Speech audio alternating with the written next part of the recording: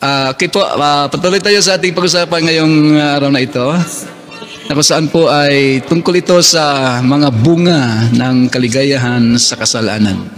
Okay? So patuloy tayong nag-aaral po, no?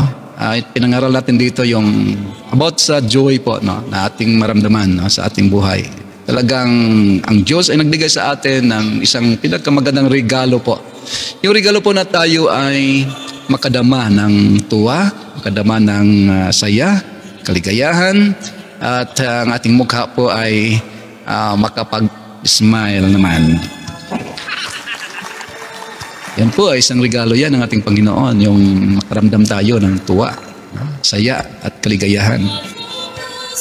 Naka-built-in na po yan sa ating buhay. Nung tayo ipinanganak po dito sa mundong ito, meron tayong pakiramdam. Kahit yung sanggol po ay nakakaramdam na, no? Kaya umiiyak yung sanggol dahil may naramdaman siyang hindi maganda sa kanyang buhay. At kapag masaya naman yung sanggol po at kung mayroon na po siyang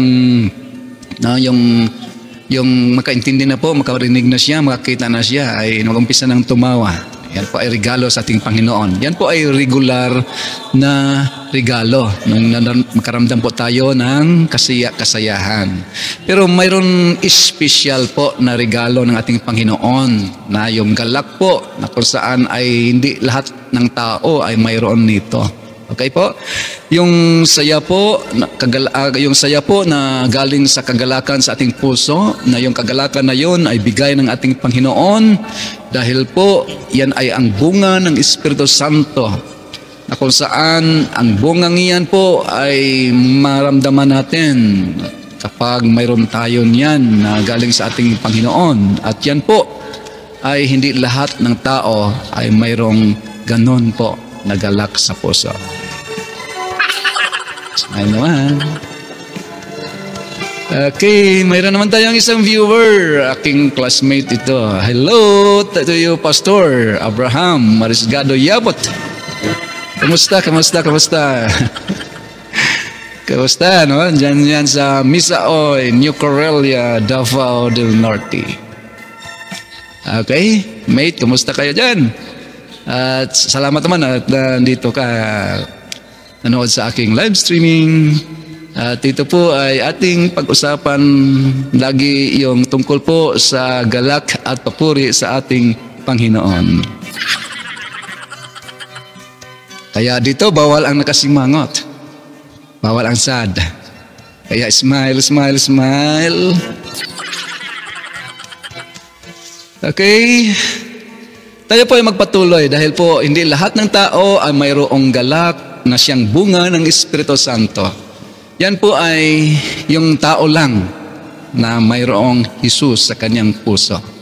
Okay? At yung taong yan po, may natanggap siyang special na galak. So iba yung ibinigay ng Panginoon na bilang naka-built-in sa ating buhay po, yung makaramdam tayo ng saya, makaramdam tayo ng tuwa, no? Makaramdam tayo ng kaligayahan sa buhay. Yun po ay naka-built-in talaga sa atin. Isang regalo din yan ng ating Panginoon na lahat ng tao ay may pakiramdam po. Okay? So, iba din yung isang special na regalo ng ating Panginoon.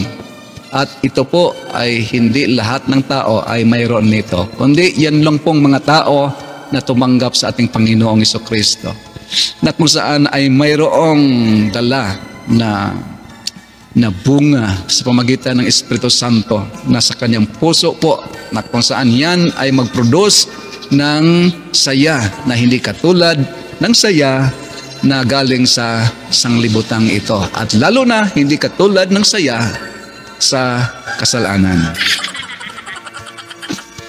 Okay, marami na tayong mga nanonood dito. Okay, welcome dito si Pastor Alex Keliosa, na kung saan ay nasa USA ngayon. Kumusta, sa kailan ka umuwi, Pastor? At mayroon na naman tayong isang viewer, si Sister Liamiganga Fantilaga. Okay, taga dito lang yan sa amin, sa aming bayan. Membro yan natin dito sa church.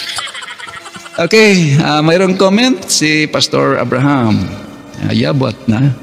At salamat, nag-comment ka, no? Hello mate, happy ko, mate, nag-uswag ang imong ministry with mate Isabel. God bless you more and more. Okay, thank you, mate. God bless you din. Ikaw din ay nag-uswag ang imong ministry po diha sa Misa Oy. Salamat, to God be the glory.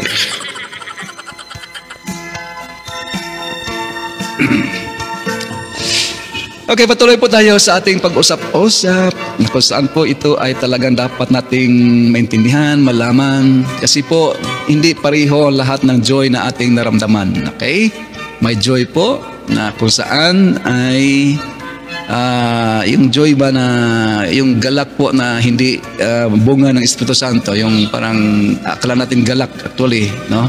Pero yun pala ay hindi galak tulad ng galak ng ibinigay sa atin ng Panginoon. Hindi galak po na ng kasalanan. Okay? Dahil po ay talagang yung kasalanan po ay mag-produce din ng saya sa buhay. Tulad po kapon sa ating pinag-usapan. Kung saan si Moses po ay hindi niya pinili yung pleasure of sin. Okay? Alam niya yung pleasure of sin po, talagang masarap din yun. Yes, masarap ang pleasure of sin. Okay? Katulad po ng sinasabi, masarap ang sa simula, pero mapait ang sa dulo. Okay? Mas maganda po yung mapait sa simula at yung sa dulo po ay mas masarap na. Masarap. Dahil po, yan talaga ang ating buhay. No? Kapag tayo ay mayroong Kristo sa ating buhay, pwede rin po na magkaroon tayo ng medyo mapait dahil sa persecution sa ating buhay, dahil sa ating pananampalataya sa ating Panginoon.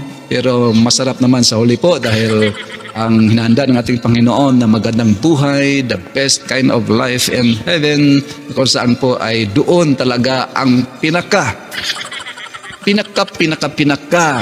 masaya na buhay po. Okay? Yun namang dulot po ng kasalanan. Masarap dito sa mundong ito. Masaya dahil nasarapan nga sa kasalanan. No, ang sarap-sarap, ang tamis-tamis po ng kasalanan. Dulot ng kasalanan dito sa mundong ito. Pero baliktad po, no? Masarap sa umpisa, pero mapait sa huli, sa dulo. Di ba? Lalo na po kapag talagang hindi nag-inulsol, nagsisi. Diba? Patuloy na gumagawa sa mga kasalanan na para sa kanila ay masaya, masarap. Pero sa huli po, kapag walang pagsisisi hanggang kamatayan, hanggang sa buhay, hanggang may buhay dito sa mundo, ay wala talagang pagsisisi. Yan po ang mangyari sa huli ay sobrang pait at sakit doon po sa impyerno. Tama? Palakpak naman kayo dyan.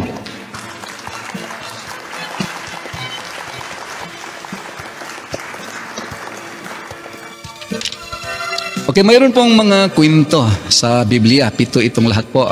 I don't know kung matapos natin ito. Pero ito po ang mga kwento na kung saan po ay naging example sila sa kaligayahan sa kasalanan. At makita din natin dito po ang bunga, ang resulta, no, ang dulot sa kanilang kaligayahan sa kasalanan.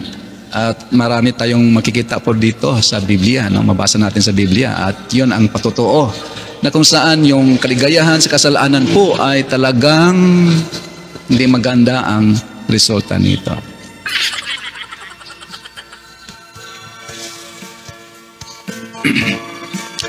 Ang unang kwento po nating masilayan, no, sa kaligayahan sa kasalanan ay yung si Adan at si Eva po. Okay, si Adan at si Eva na kung saan po ay talagang, no, nakatikim ng sarap sa kasalanan. Masarap ba yung kinain nila? Sarap ata, no? Dahil po ay hindi sila nakapagpigil nung nakita ni Eva yung bunga ng kahoy na pinagbawal ng Diyos. Hindi niya napigilan niya sarili. Ang sarap-sarap tingnan. Yun po ay tinatawag na lust of the eyes and lust of the flesh. Then nagkaroon sila po ng pride of life. Okay. Yan po ang dapat nating iwasan talaga sa ating buhay. Yung tatlong mga characteristics po, no? Na pwedeng maghila sa atin sa paggawa ng kasalanan. Itong lust of the flesh, lust of the eyes, and pride of life. Okay?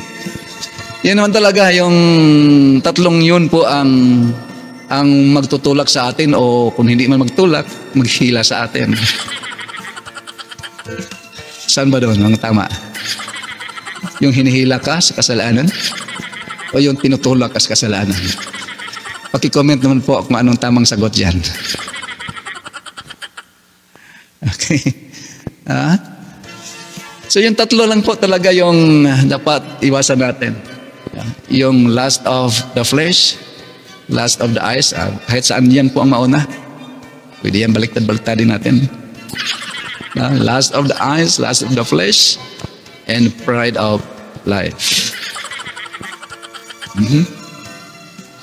So itong mga kwento sa Bible po ay mayroon nito. Tatlong mga characteristics po, no? Characteristic bang tawag natin dyan?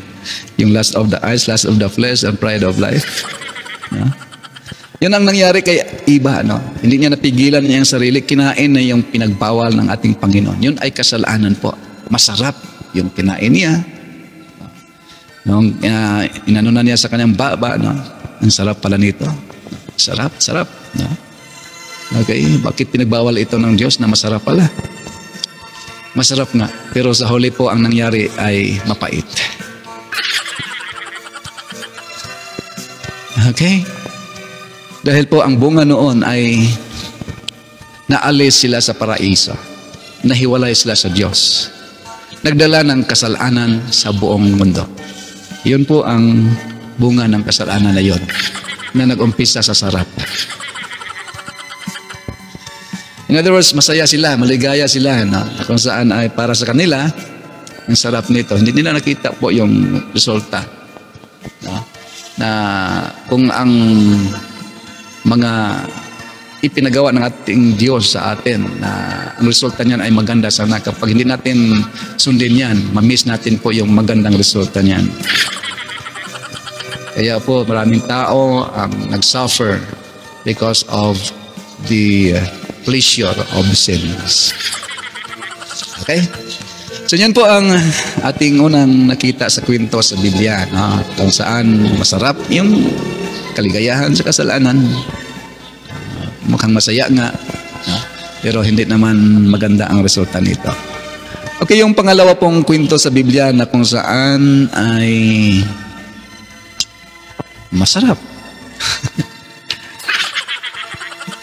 Masaya. Maligaya. Yung ginawa niyang kasalanan. Bakit pumalakpak ito? Sino pa? Sino kaya na? Walang iba po kundi si Samson. Yung si Samson po ay umiibig sa maling pag-ibig. Diba? Anong nangyari kay Samson? Alam natin sa kwento sa Biblia. So si Samson ay naging alipin ng sariling pagnanasa. Minahal niya si Delilah. Okay? Sarap ba? Mahal, no? Walang problema sa pagmahal.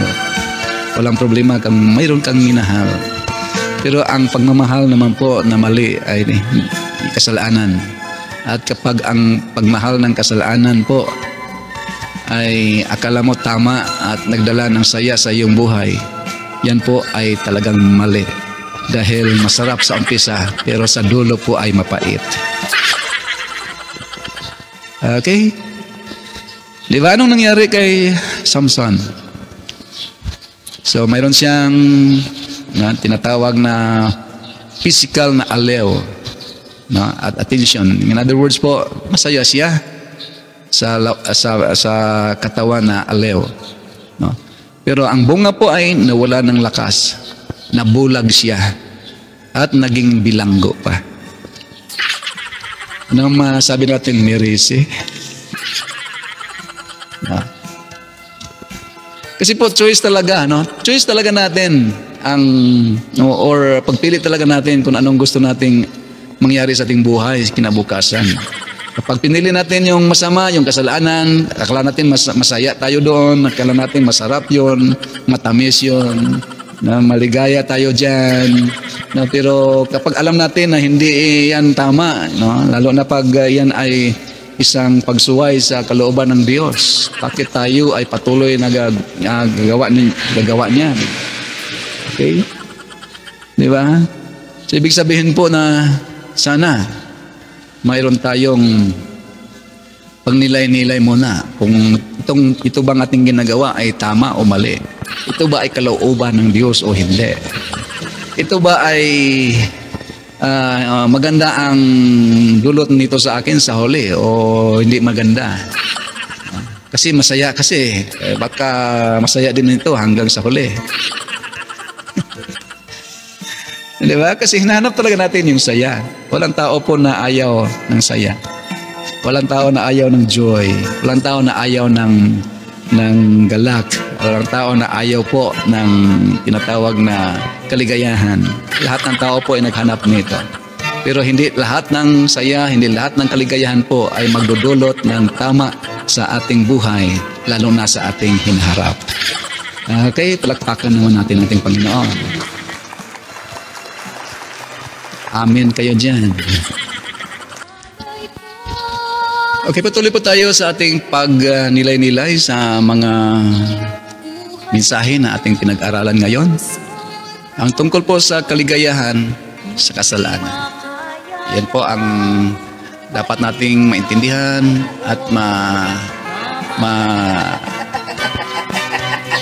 malaman po sa ating buhay para po na tayo ay makaiwas. No? Maiwasan natin yung mga hindi magandang resulta po, no, ng kaligayahan, no, sa kasalanan. Okay po. Ang pangatlo pong kwento sa Bible na kung saan po ay sumaya, maligaya, no, masarap. Okay? Pero ang kapalit po ay kaguluhan, sakit, o mapait po, no, sa dulo ng kaligayahan na natamo niya sa umpisa. Yan po ang pangatlo ay si David, no, si King David, na kung saan ay nagkasala siya kay Bathsheba. Okay? Yung kasalanan po niya na tinatawag na pangangalo niya at pagpatay. Dahil pinatay po yung asawa ni Bathsheba. Sinadyang pinatay po sinadyang pinatay ni David po, no? Dahil parang parang maging malinis sana sa paningin ng tao ang kanyang ginawa, no? Para kay Bathsheba. Pero sa huli po, no, nalaman din. Hindi natago po dahil siya ay, no, ipinahayag ni propeta na si Nathan po na si David ay nagkasala. Buti na lang si David dahil nagrepent siya sa huli, no? Nagrepent siya. Pero ganoon pa man sa kanyang pagsisi, nagrepent nga siya, pero hindi rin po naiwasan yung consequence ng kanyang ginawa po. Okay? So, anong nangyari? Namatay yung anak nila ni Bathsheba at laking gulo po sa pamilya ni David. Magulong-magulo po ang kanyang pamilya, no? Kanyang mga anak po ay nagrebuilde sa kanya at maraming hindi magaganda talaga po nangyari sa kanyang mga anak po sa buong pamilya ni David. At nagsisi si David pero hindi naalis yung consequence po. Okay? Kasi po talagang hindi maganda ang dulot po ng kaligayahan sa kasalanan. Seryoso naman tayo nito. Mayroon talagang hindi maganda po na resulta, consequence po sa kaligayahan sa kasalanan. Tulad nila ni Iba at Adan, Samson, si David, ganoon din po, no? At marami pa, no, na kung saan ay itong mga mabasa natin, no, malaman natin sa Bible ng mga tao na nag-enjoy sa kasalanan, no, at talagang wala pong takas yan. Walang pagtakasan din. Walang pagtakasan, wala tayong hindi tayo makapalayo, pagkatakas po. Talagang tatakas tayo, susundan din tayo. Okay, yung pang-apat po ay walang iba po kundi si Judas. Kaligayahan sa pera. Ang kay Judas naman, akala niya mayroon na siyang pera, masaya na siya. Kaya ginawa niya ang pagkanulo, no, sa kay Jesus, no, sa isang halaga na 30 na pirasong pilak.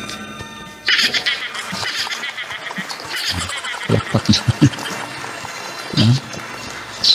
Kasi kuminsan po yung mga tao, basta magkapira lang tayo, okay na. Kahit kung saan manggaling ang pira na yan. Pwedeng ang pira na yan ay kabayaran sa pagkanulo. Yung pira na yan ay pagiging dishonest. Yung pira na yan ay galing sa panluloko. Yung pira na yan ay galing sa hindi magandang gawain. Mga sindikato. Corruption. Kurakot Nurakot yung pera. Ibig sabihin na po na hindi yung para sa'yo, kinuha mo. Yan po ay corruption. Yan ay panluloko. Yan ay pagnanakaw.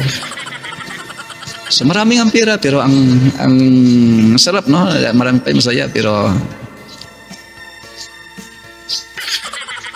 mayroong kapalit yan. Okay, yan na po ang nangyari kay Judas, na kaligayahan sa pira.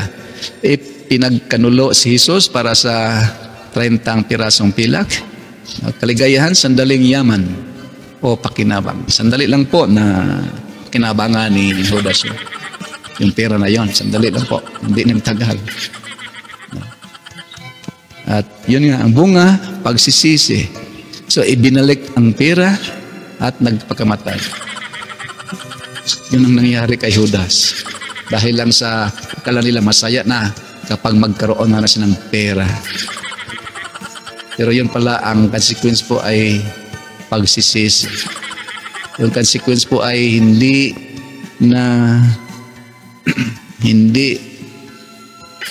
ba yung Tagalog? Hindi na pahimuslan. Yung karta. Naibalik din. Nagsisisi. Sandaling kaligayahan, siyempre masaya siya, nandoon na sa kanyang kamay yung pira na 30 pirasong pira na sa kamay, saya-saya niya, no? Pero sandali lang, hindi nagtagal. At yun, resulta ng kanyang kamatayan. Okay? So ano ang mapapala ko kung ipagkanulo ko siya? Yan ang sinabi sa Matthew chapter 26 verse 15. At yung panglima naman po kwento sa Biblia na kung saan ay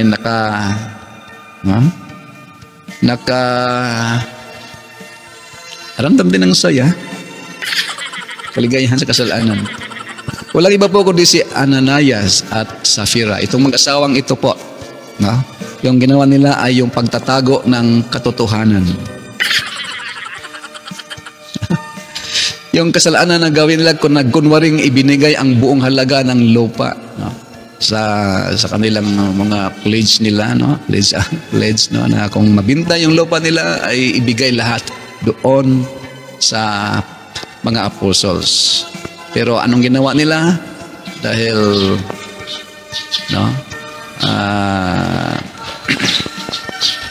dahil sa sakim, no? Greed. Hindi nila ibinigay ang lahat.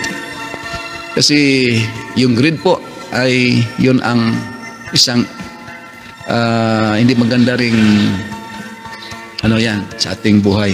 Yung greed po. Hindi po tayo. Actually, yung lahat na ito po ay greed talaga. No? Greed. Because of the lust of the eyes, lust of the flesh, pride of life. Yan po lahat ay, ang motivation yan ay greed. Greed. So, ang motivation po talaga, yung ginagamit ng greed, yung ating eyes of the flesh, yung lust of the flesh. At ating greed ay gamitin yung ating flesh na maglust. Yung greed po ay gamitin yung ating mata, parang magkaroon tayo ng lust of the eyes. Yung greed po ay gamitin din ang ating ego, magkaroon tayo ng pride of life. Yan ang nangyari kay Ananias at Sapphira. Okay? So, kaligayahan, nais nilang magmukhang generous at papurihan sila. Nandun na ang pride of life. Nag-pledge sila, parang sabihin, ay, generous itong mga taong ito. Mapagbigay. Okay, bininta yung lupa para nga ibigay umano, no? Sa gawain ng Panginoon sa pamagitan ng mga apostoles. Yan, nagbigay sila pero hindi lahat po binigay. At tinago yung iba. Okay, at nagsinungaling pa rin. Pinagsabi pa na ibinigay ng lahat. Pero hindi totoo. Tinago yung katotohanan. At anong nangyari po? No? At yun talaga ang motivated by greed. Gamitin yung ating lust, yung ating mata, lust of the eyes. Gamitin yung ating flesh, lust of the flesh. At yung ego po natin, gamitin din pride of life. Yun ay ang nagtulak natin na hindi natin mapigilan yung tatlong bagay na yon. Ginawa natin. Nagkaroon tayo ng mga hindi maganda po dahil sa tatlong mga bagay yon sa ating buhay. Ang nag-motivate ko yan ay greed. Hindi grade 1 ha, hindi grade 2, hindi grade 3, hindi grade 4, grade in. Ibig sabihin po ng greed ay yung ating pagkasakim. Sakim. Okay? Yan po nangyari kay Ananias and Sapphira. So mayroon pa tayong dalawa na pag-usapan sa ngayon. Okay? So sa ulit po lahat na nakapanood dito sa ating live streaming, maraming salamat. No? Paalaala po, dito po ay bawal ang sad. Bawal ang nakasimangot. Kaya po, smile, smile, smile.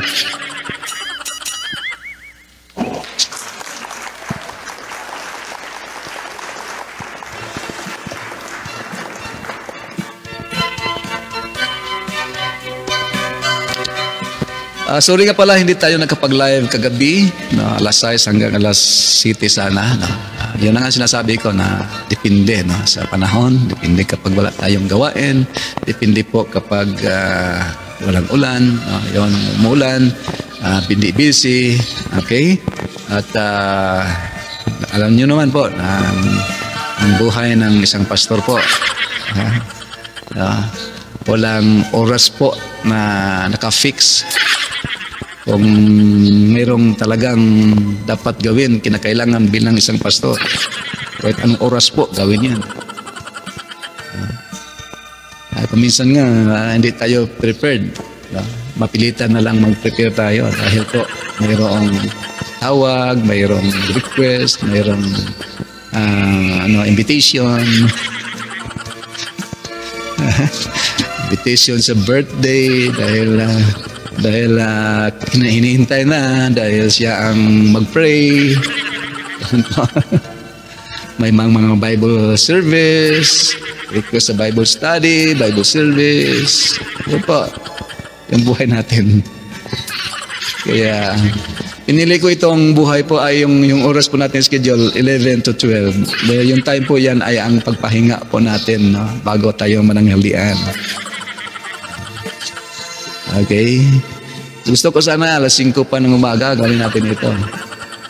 Kaso lang ang problema po, minsan makatulog ako, mga nasa alas 2, alauna alas 12. Wala akong schedule po na matulog na kung saan ay sa gabi. Dapat matulog na ganitong oras. Dahil kung minsan po mayroon akong ginagawa, no? Kasi po yung time ko talaga sa pag-study, no? Sa pag-aral, ay maganda maganda po na gawin ko sa gabi dahil yun nga, tahimik, walang disturbo, walang mag-ayo sa labas. Kasi kung minsan po naming magpunta dito, sa labas, ayo, tao po. Yan sa gabi, wala talagang ganun. At saka tulog na yung mga tao. Concentrate talaga. Yan po. At pag masarap din ipanalangin po kapag sa gabi, no, bago matulog. Yan ang aking nasanayan po. Kahit sa Bible school pa noon, marami po sa Bible school na mga schedule ng prayer. Talagang may prayer sa aga, devotional, sa gabi may devotional. Halos lahat prayer po. Bago magawa na sa klase, bago magklase, opening prayer. Tapos sa klase may closing prayer. Ilang subject ba yun? Dami, no? Na prayer.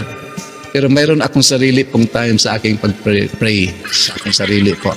Kasi doon sa prayer meeting, prayer devotional, parang naging ano na lang. Parang traditional na lang. Parang wala ng value, no? Kasi, di ba, napilitan po na manalangin. Dahil nga, required na mag-attend ka, manalangin ka sa devotional na time na naka-schedule. Minsan yung prayer po, no, padalian. Pero para sa akin po, mayroon akong sariling time bago matulog. Ayun ang time ko po na manalangin talaga. Kahit sa paggising sa umaga, manalangin pa kahit short lang, madali lang, prayer. Pero tapos na po na nag-prayer bago matulog. Dala ko na yung prayer pagkagising.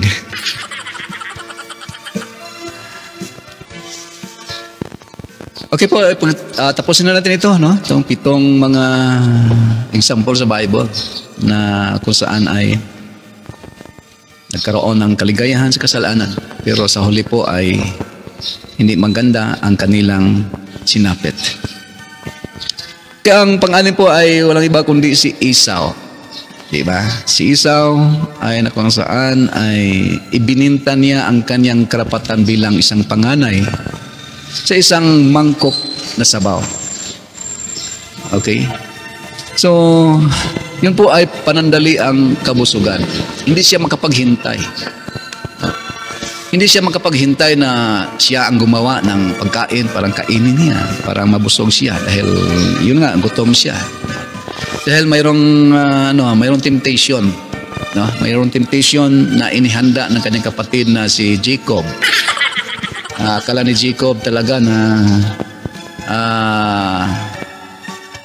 sure siya na talagang magutom itong kanyang kapatid galing sa pangangaso. Kita ni Jacob, gutom ito. Maghanda ako ng pagkain. Yan din po ay lust of the flesh pa rin. Diba? Yan si Esau po, okay, gutom na siya.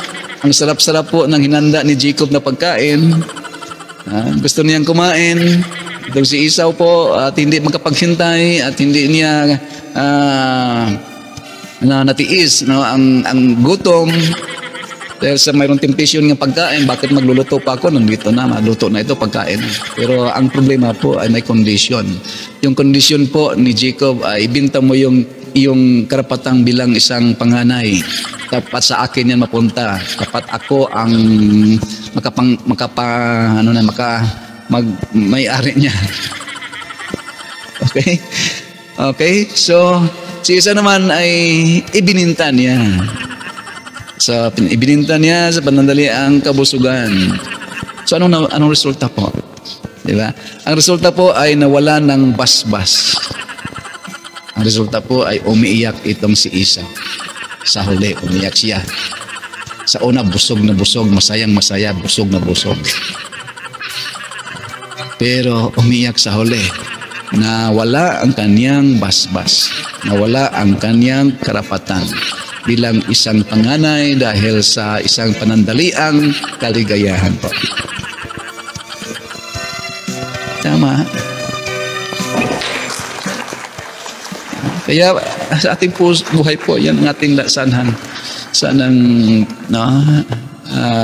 sikaping iwasan. Yung saya po sa kasalanan. Panandaliang saya sa kasalanan. Okay, last po ay itong si asawa ni Lot. No? Si asawa ni Lot po ay sabi ng Panginoon sabi ng warning sa kanila, alis kayo dito sa Sodoma. Gomora at Sodoma ay sinunog yung dalawang syudad po. Umalis kayo at huwag kayong lumingon. Huwag kayong lumingon, tuloy-tuloy kayo, huwag kayong lumingon. Pero anong ginawa po sa asawa ni Lot? Tiningnan niya muli ang Sodom na kung saan ay nagrepresent ng lugar ng kasamaan. Okay? Hindi kayang iiwan ang dating kasalanan. Ibig sabihin, nasayangan siya. Bakit ako hinila ng anghel na ito at pinaalis dito sa Sodom? Doon ang sarap na buhay. Doon ang kaligayahan sa kasalanan sa Sodoma. Kaya lumingon siya. Paglingon po niya ay naging isang haliging asin. Posting asin. No? Di ba? Yun po ay talagang hindi maganda po ang dulot po ng kasalanan. Kahit masaya, masarap, matamis sa umpisa. Basta kasalanan po, yan pong kasalanan yan, yes, true, na masarap po ang kasalanan. Maligaya tayo, masaya tayo, pero kasayahang galing sa kasalanan, hindi kasiyahan o kasayahan na galing sa galak, sa puso na ibinigay ng ating Panginoon. Dangerous po yan, delikado po yan. Iwasan natin yan, mga kapatid at mga kaibigan. Dahil kapag magsisi tayo, mag-regret man tayo, huli na. Okay? So may mga bagay na masarap sa simula pero mapait sa dulo. Ang kasalanan ay parang matamis sa lason. Nakakaakit pero nakakasira. Yan po ang katotohanan. Yan talaga ang katotohanan po tungkol sa kasayahan, kaligayahan sa kasalanan. Kaya kahapon, pinag-aralan natin na si Moses ay pinili niya. No? Pinili niyang talikuran ang pleasure of sin. Tunay na kaligayahan ay hindi matatagpuan sa kasalanan, kundi sa kalooban ng Diyos. Ang kasayahan sa kasalanan ay panandalian, pero ang kasiyahan sa Diyos ay walang hanggan.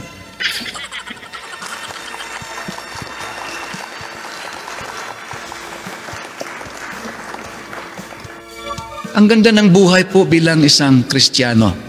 Ang ganda ng buhay bilang mga taong sumunod sa ating Panginoon. Ang ganda-ganda po. The best kind of life is the life that God is in us. That God is in our heart. Alam mo, yun po ang pinakamagandang buhay na sana ating piliin. Dahil sa buhay niyan po ay mayroong ibinigay ang Diyos, special gift, that is the fruit of the Spirit, the joy. Mayroon dyan, dami. No? Peace, love, joy. No? Na kung saan po yan ay ang tinatawag na bunga ng Espiritu na magdadala ng mga magagandang resulta sa ating buhay.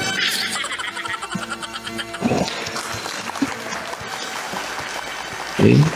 So yan sana ang piliin ng mga tao po. Parang walang sisi, walang regret sa huli. Kasi kapag magsisi tayo sa huli po, malaki na ang damage na na ating naranasan. Hirap na po yung damage na yan i-repair. Buti na lang kapag pareho tayo ni David, na-repair niya, pero ganoon pa rin. Marami pa rin mga hindi magagandang nangyari sa kanyang buhay dahil sa kasalanan. Okay? At wala na tayong oras po. Tayo ay magtapos na. At sa ulit, maraming salamat sa mga nakapanood sa ating live streaming. God bless inyong lahat. And dito po ay masaya tayo, magalak tayo, na magpupuri sa ating Panginoon. Okay? So, okay? So hanggang dito na lang po at salamat sa panonood. Laging tandaan dito sa ating live streaming, galak at papuri ng ating Panginoon. Kaya dito bawal ang nakasimangot. Bawal ang sa dito. Kaya smile, smile, smile, smile. Smile. God bless, God bless, God bless. Bye-bye po. More blessings sa ating lahat.